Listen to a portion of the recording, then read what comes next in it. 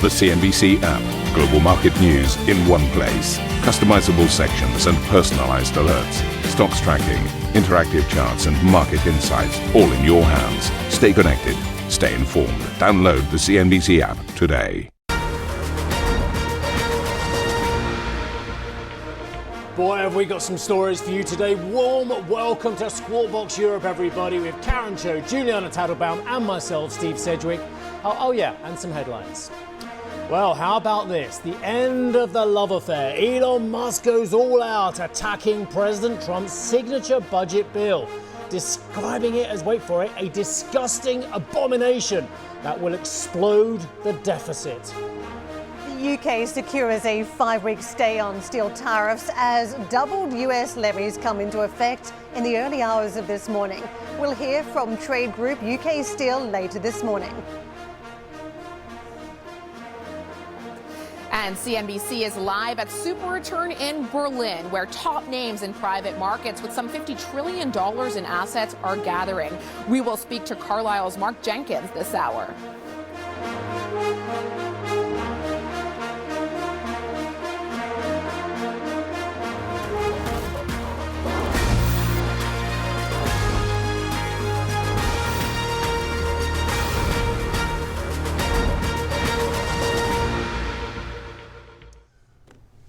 Well, a very good morning to you all. We've got, of course, Juliana covering that super return meeting. And I will definitely want to know a little bit later on in the show, Juliana, the same question I always ask Annetta.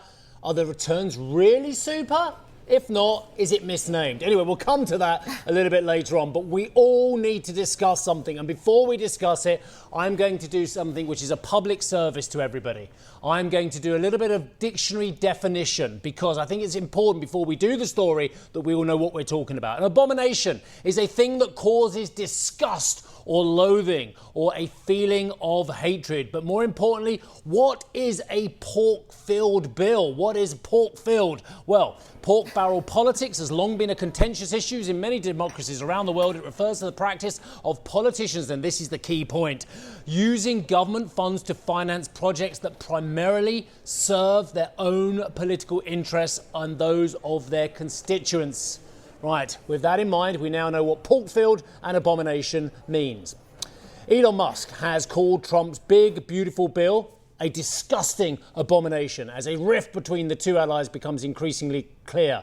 The criticism of Trump's flagship tax and spending bill comes just days after Musk left his role in the US administration. He says it will increase the budget, which White House and Republican leaders have dismissed. We haven't even done the key quote here. He called it a massive, outrageous, pork-filled congressional spending bill. Karen, what do you think? Well, he's made it a hot potato issue for the midterms, hasn't he? Sharp-tongued. Hot potato and pork sounds lovely. Oh, exactly. The two go hand in hand, a bit of meat and potatoes. And the reality here is that Trump now is focusing on what lies down the track and whether there should be any backlash for Republicans at midterm, calling out those who voted for the bill. The next line of defense is going to be the Senate, and there are some fiscal hawks there. You've got Ron Johnson, Mike Lee, Rick Scott standing the way, potentially demanding deeper cuts from here.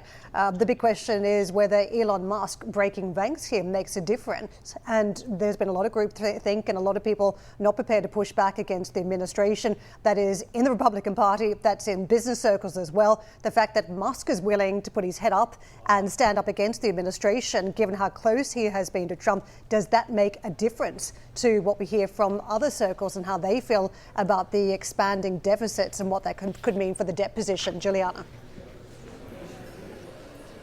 That's definitely a good point. Could Elon Musk's critique of the bill embolden other critics of the Trump administration to speak out as well? But one thing stands out to me yet again with this latest criticism from Elon Musk. He's not criticizing President Trump directly. He's criticizing the bill. And President Trump's, the spokesperson for President Trump, Caroline Leavitt, also not criticizing Elon Musk on behalf of President Trump. So both are trying to still toe the line and keep relations conciliatory, President Trump and Elon Musk. And you have to think that Elon Musk still has a major business interest here. He's not going to want to alienate President Trump when he's hoping for more favorable legislation around autonomous driving down the line. Yeah, look, and this is red on red. This is what the Democrats have been waiting for. Let's be brutally honest about it, as an opposition party, it's been a bit limp at the moment. They're trying to work out who they are post the drubbing in the presidential election as well, having lost Congress in its entirety. So this is red on red, which is making it all the more fascinating. Absolutely impossible to disagree with what have you said. There are different constituencies, those who are upset what it means for Medicaid, and then there's another constituency say it is not aggressive enough in cutting spending as well. So you've got three different groups here now. You've got the Musk group, you've got the hawks fiscally, and then you've got those who are concerned about Medicaid and what it means for their chances of re-election going forward as well. So three different constituencies who don't particularly like each other potentially as well. So, what's the old adage? You keep your friends close, but your enemies closer as well. But I do think it has a massive financial implication as well as the relationship stuff you two were absolutely saying as well, because quite frankly, the amount of money that Elon Musk was throwing at getting Republicans elected before the presidential and last congressional elections was enormous. Possibly a game changer. There's a lot of work being done on that as well. If that money isn't necessarily forthcoming because he is disconcerted with what top Republicans are doing in the House and the Senate, that could make a very big difference for some of the elections coming up. I know it's a long way away, but we have to start thinking about the midterms already. Karen, what about the markets? Yeah, well, big link to markets too. And don't forget this challenge around the big beautiful bill coming at a time when the markets are in churn around the tariff situation. Today, we're talking about the ramped up steel tariffs applying to allies in particular. And of course, negotiations about best and final offers, who's been requested to provide those offers. And of course, what we're seeing in terms of the US and China, a conversation slated this week between Trump and Xi, whether we could see any breakthroughs. So all that lingering for markets. This is how we traveled yesterday. It was a stronger day for, again, those tech plays. The Nasdaq out in front, up 0.8%, modestly upbeat for the S&P 500 for the Dow. You may have noticed in session that it was some of the banks that had a fairly decent performance as well. For the Dow, intraday, it was Home Depot, one of the big contributors in the retail space. So a little bit more breadth coming back into markets yesterday in terms of some of those trades, but clearly tech out in front, the 1.5% pop that we saw in the tech plays. I want to take you to the Asian markets that are picking up again on that Wall Street action, but mindful of the trade challenge that we're watching. And you can see across the region, we've got a bit of a bounce back today. It's a Cosby, the politics very much front and center here, and that is driving the market forward. A lot of interest in the Asian markets, the diversification of the trade, not just about Europe. A lot of chatter that the Asian markets too are benefiting, and you're seeing that in a risk-on day for these markets today, from Hong Kong, China markets that are modestly firmer to the Japanese stock market that has rallied more than 1%. European futures in the mix, and yesterday we were slightly ahead. We eked out a gain of about 0.1%, stronger for some of the individual markets, but the overall benchmark up to that amount. Second positive session in 3. Today we're seeing a little bit of cover from the US markets. Again, those gains stateside leading us into the green. It seems early this morning we look like we'll trade positive, Steve. Right, let's move on to tariffs, because a 50% tariff on most steel and aluminium, we're British, aluminum, if you don't understand what I'm talking about, imports into the United States is in effect. President Trump has signed the executive proclamation late on Tuesday, living up to last week's threat that he would ratchet up levies on metals. Around a quarter of all steel used in the US is imported, with the tariffs set to hit neighbours Canada and Mexico particularly hard. Well, one notable exemption is the United Kingdom, the only country to have reached a trade deal. Have we got a trade deal?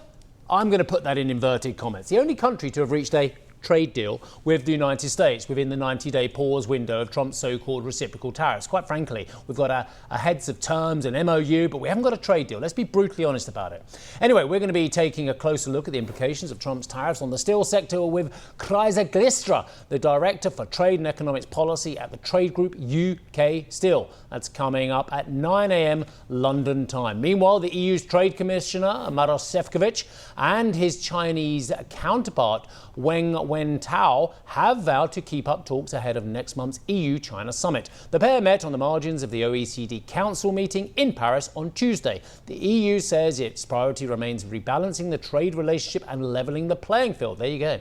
It comes ahead of a meeting later this morning with the very busy Mr. Sefcovic and his American counterpart, the equally busy Jameson Greer, in Paris, with trade ties between the bloc and America top of the agenda. Let's be brutally honest. Well, Jason Oxman is President and CEO, Information Technology Technology Industry Council as well. And Jason, just a bit of context, you represent some massive names, including the likes of TSMC, Nvidia and Apple, don't you? We are fortunate to represent 80 of the world's largest technology companies, all of which are keenly interested in a continuation of that transatlantic relationship. So, okay, well, let me ask you perhaps the most basic question you're going to get asked today before the sophisticated ones come in from my colleague on my right.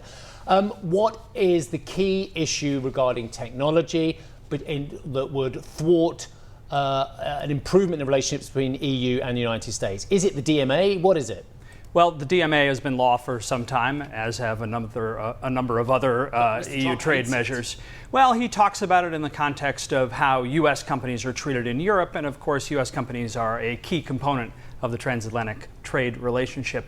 $1 trillion worth of goods trade, but importantly, close to $400 billion in digital trade between the U.S.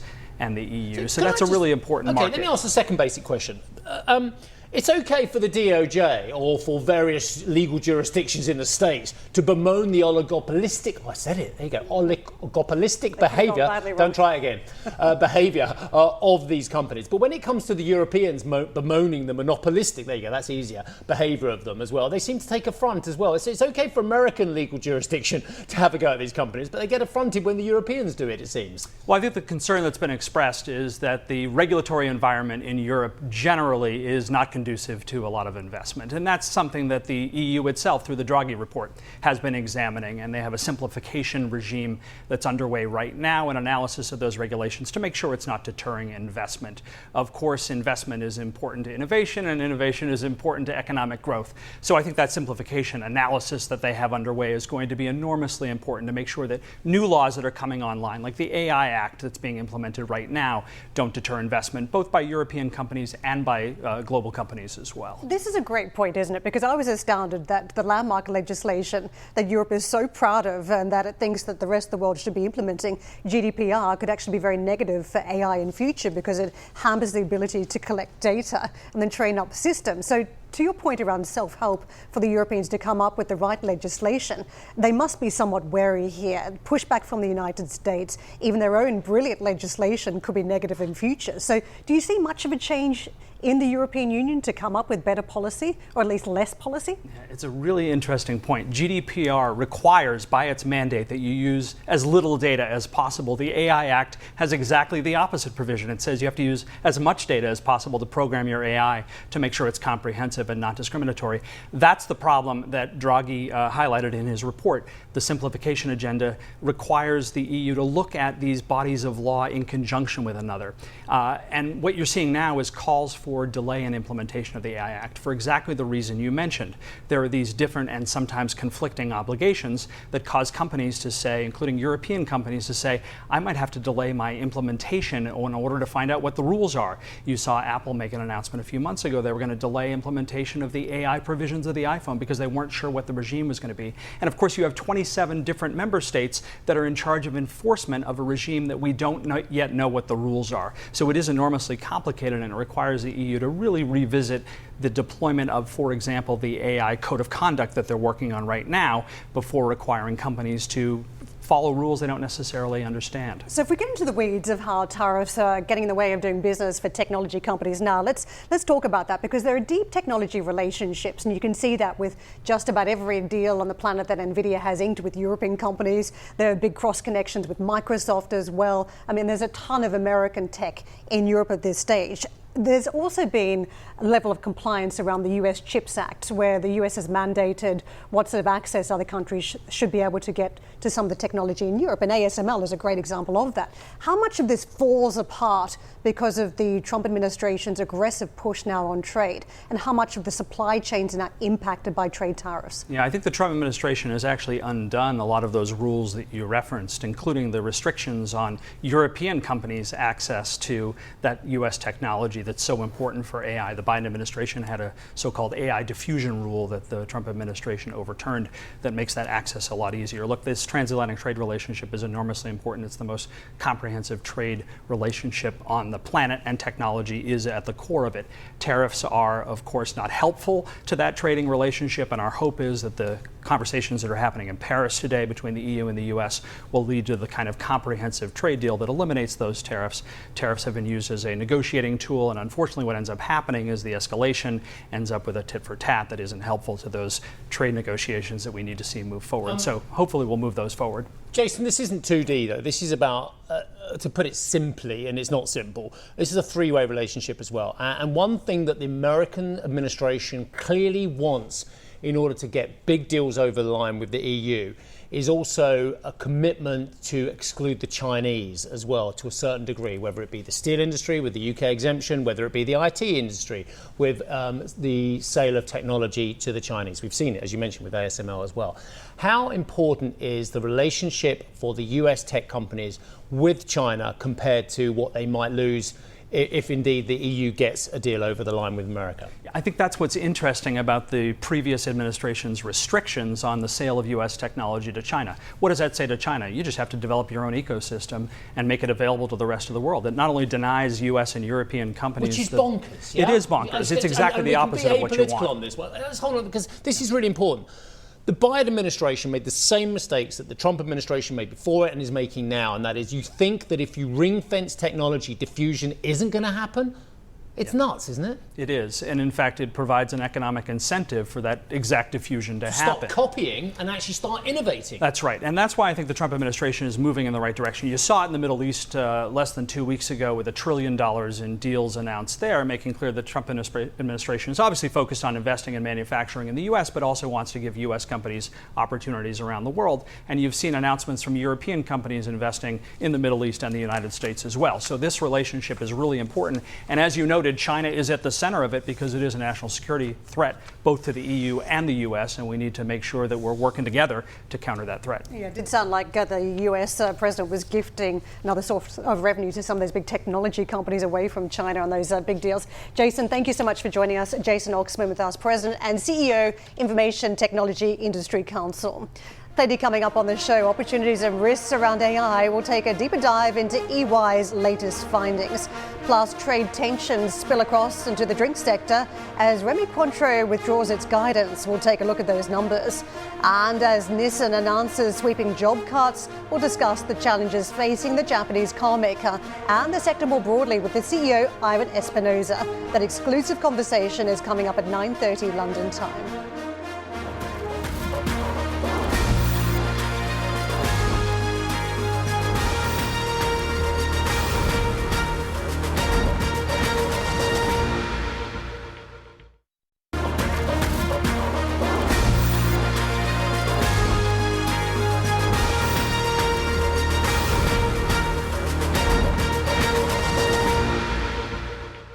This term private capital. Everyone talks about private capital, private credit. It's been explosive. The interest from parties who never played in this market, who are now playing in it in recent years. The industry valued around $13 trillion.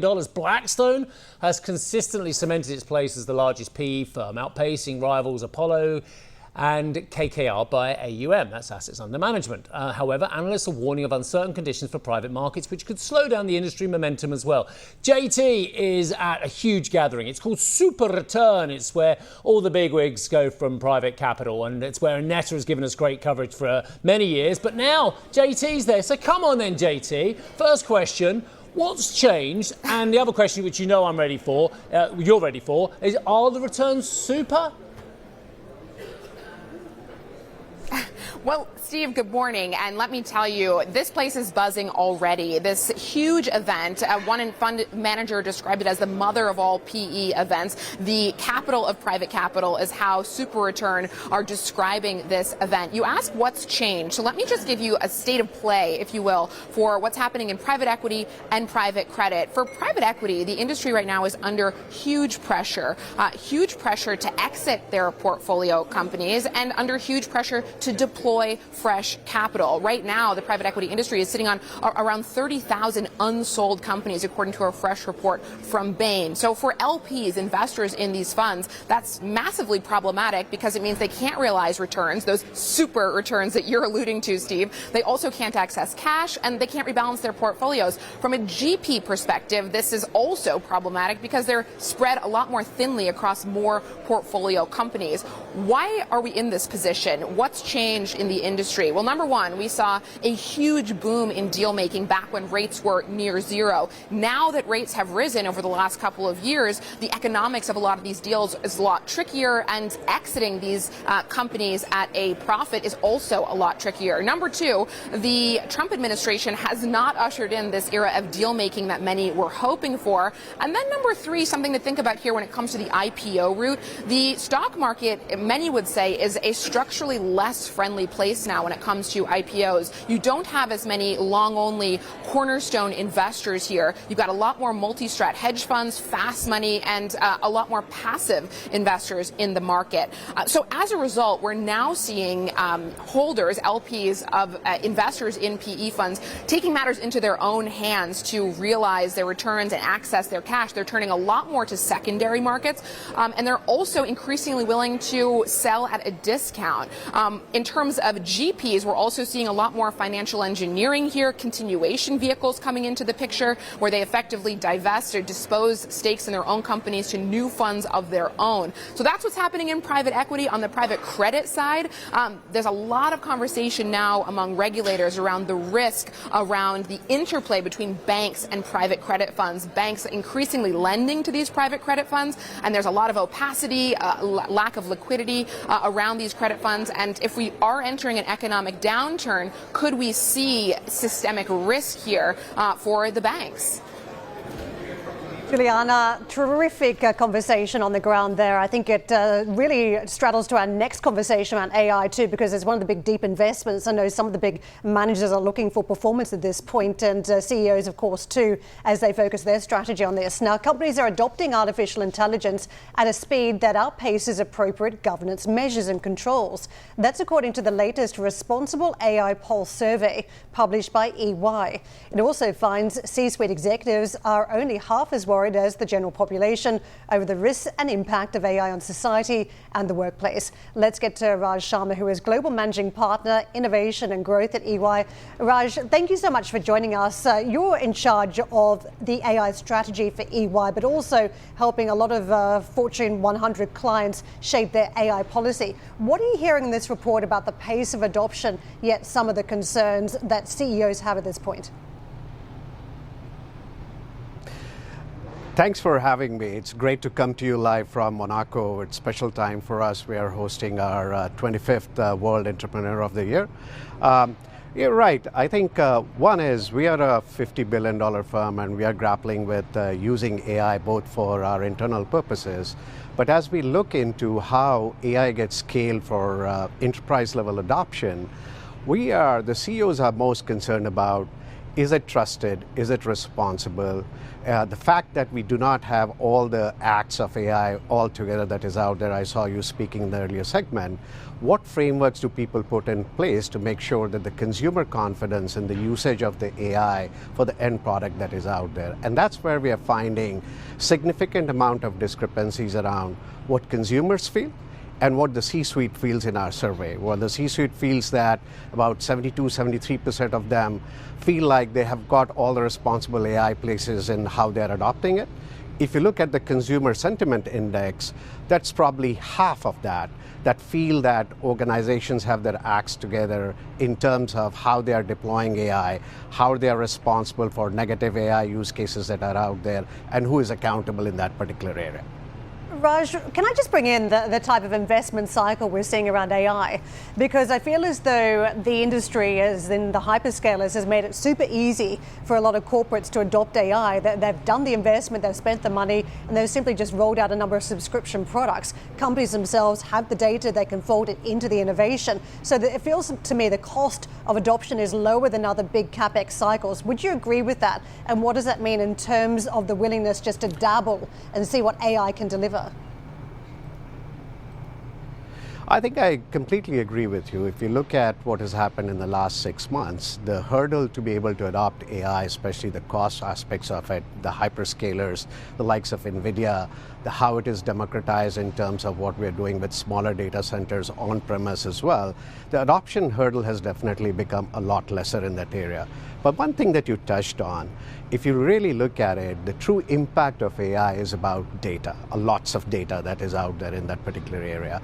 Enterprises are still struggling with cost of getting the right data. So if you move away from the generic use cases of generative AI, and if you're looking at domain-specific AI, multi-model AI, agentic AI, the ability to have the data plane and the cost required to make sure that you have the right data, or you're using synthetic data-related processes to be able to do that, is still the biggest hurdle for organizations to get the value out of it. The second part is all around the compliance and the trust that we touched on. How do you create a framework that is necessary to be able to convince your consumers that you are using AI in the right, responsible way? And this gets even more complicated in the newer AI models when it comes to agentic AI, multi-models AI, synthetic data creation. Our survey shows that about 55% of the CXOs are not even fully aware of the risks associated with that. And if you look at the CEO group, they are even less concerned, even less confident in terms of the ability to be able to manage all aspects of the responsible AI that is out there. Two main hurdles: data and the responsible AI and the consumer confidence into that. How do you get around it? Raj, can I take it in a slightly different direction? The consultancies, the audit firms are under enormous pressure at the moment. EY, of course, trying to work out its future going forward after the doomed Project Everest as well, delaying graduate recruitment as well, cutting jobs as well. What does AI mean for employees at EY going forward? Does it mean less consultants, less auditors, less jobs? Yeah, so look, we would like to think about it slightly differently. We have 400,000 people that do about $53 billion worth of work. If you look at our strategy, we want to double our business in the next X number of years, and we want to do it with 400,000 people and not less people in that particular area, but also figure out how we can work with AI agents, humans in the center associated with that. Even in this tough economic environment, if you really look at all our businesses that is out, Steve, we have really grown in all our business lines, whether it's assurance, whether it's tax, whether it's consulting, and whether it's our strategy and transactions business out there. I think firms like us have a unique opportunity with the 100 years of domain skills that we have around risk, finance, tax, assurance, those kinds of things. How do we monetize that with AI, with agents to be able to help our clients in that area? Now, we are not going to be impervious to what is happening in the industry around AI. The way we think about it is we have trained all our 400,000 people. So will the recruitment be less? Absolutely. Will we have more agents that are out there? Will we transform our workforce to be able to do different things? Absolutely. Those are the things that we are working on, and those are the things we are continuing to learn from. Raj, let me ask you about the macro, this backdrop that we're dealing with right now. Trump tariffs, uncertainty, is that getting in the way of some of the AI adoption and the big issues that you're talking about in your report today? I think it's a very interesting question that is out. When I talk to the CEOs, I think uncertainty is becoming the norm of the current state. I wish we had a crystal ball to say what's going to happen in the tariffs. What we are hearing from our CEOs and what we are advising them is take that as the new normal. There will always be uncertainties. There are 5 or 6 things that you just need to make sure that you are doing. In this uncertainty, how are you looking at optimizing your procurement? How are you looking at rewiring your supply chains associated with that? What are you doing to make sure that you have locations of where you'll put alternate risk management things in the near term that is out there? These things are going to happen. These things are here to stay in that particular area. And advising our clients around better tax treatment, better legal things that are out there, better understanding of the compliance rules that are out. Make sure that you make this uncertainty as a part of our strategy and not just play the waiting game, because opportunities will pass you by. And more CEOs that we are talking to are planning that into their equation, are planning that into their innovation, are planning that into their capital management, the tax treatments, and how they are going to do compliance with all these ever-changing tariffs that are out there.